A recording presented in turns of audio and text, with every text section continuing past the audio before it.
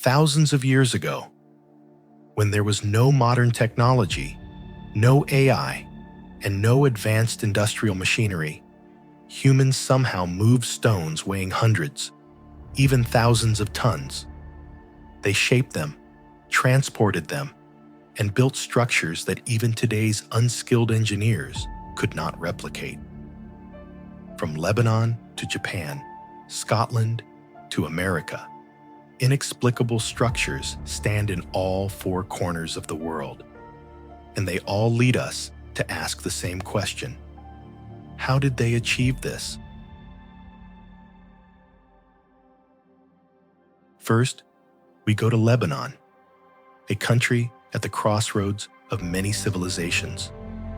In the Bekaa Valley, there is an ancient city called Baalbek. The Romans built the Temple of Jupiter here. But the real mystery is not the temple itself, but the stone blocks used in the platform beneath it. Each of these blocks weighs approximately 800 tons. These three massive stones, known as the trilithon, are lined up side by side and form the foundation of the temple. But an even larger block was discovered in a nearby quarry. Known as the Stone of the South, this rock weighs exactly 1,200 tons and is considered the largest worked stone block in the world. The most surprising part is this. According to measurements, these stones were extracted from a quarry about 1 kilometer away from the temple.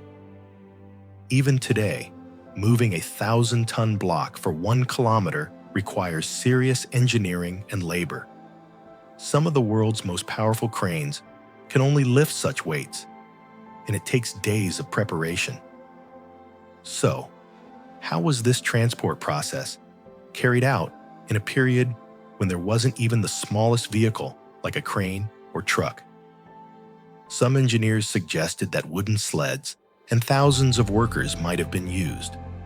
But when calculations were made, it was understood that tens of thousands of people would have to work in coordination at the same time to move a stone of this size with a sled.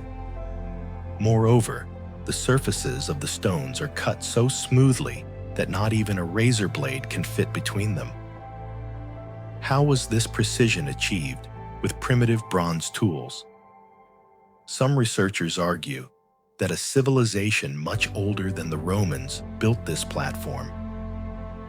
Because the Romans built their temples on top of this already existing massive foundation. Even in Roman sources, there is no information about who built this foundation. Some believe there are traces of a lost civilization here. Official history, on the other hand, still cannot provide a satisfying answer. The question of who discovered the American continent is not as simple as it seems. In schools, we were all taught that Columbus was the first European to set foot on this continent in 1492. But what if this narrative is incomplete?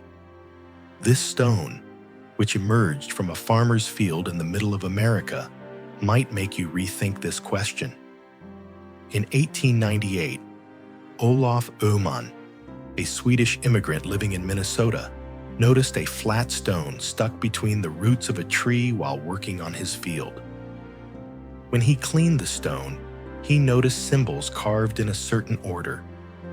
This stone attracted the interest of not only Öhman, but also other people in the area, and soon experts examined it. Experts claimed these were Scandinavian runes. These mysterious inscriptions on the stone told of a group of 30 Vikings who came to this region in 1362 and lost 10 of their men in an attack. If this is true, the meaning is significant.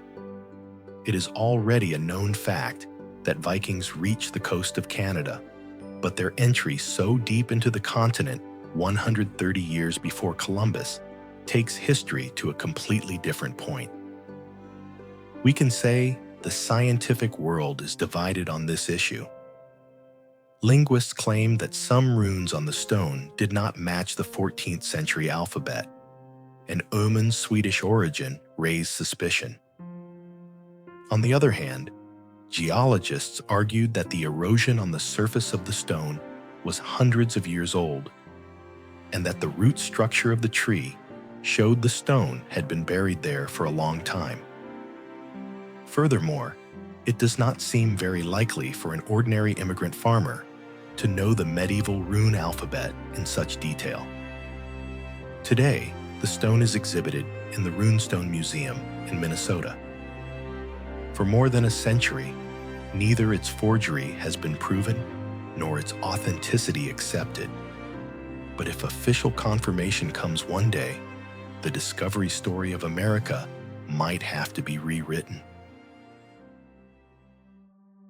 Sometimes we learn history by chance. In 1850, a severe winter storm broke out in the Orkney Islands of Scotland. The wind battered the coastline for hours and dragged the sand. When the storm subsided, something hidden under the sand for centuries emerged, a series of structures made of stone. At first, it couldn't be understood, but the truth revealed by the investigations surprised everyone. This was a Neolithic village that was even older than the pyramids, approximately 5,000 years old, according to radiocarbon tests. This settlement, called Skara Brae, was incredible in terms of preservation. Being under the sand had kept it almost frozen in time.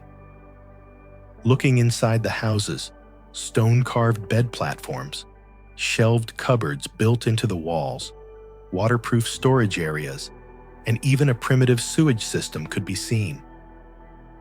These people used stones like household items and established a highly organized life. Each of the houses had the same layout: a cupboard opposite the entrance, bed platforms on two sides, and a hearth in the middle. This standard showed a conscious social organization, not a random settlement.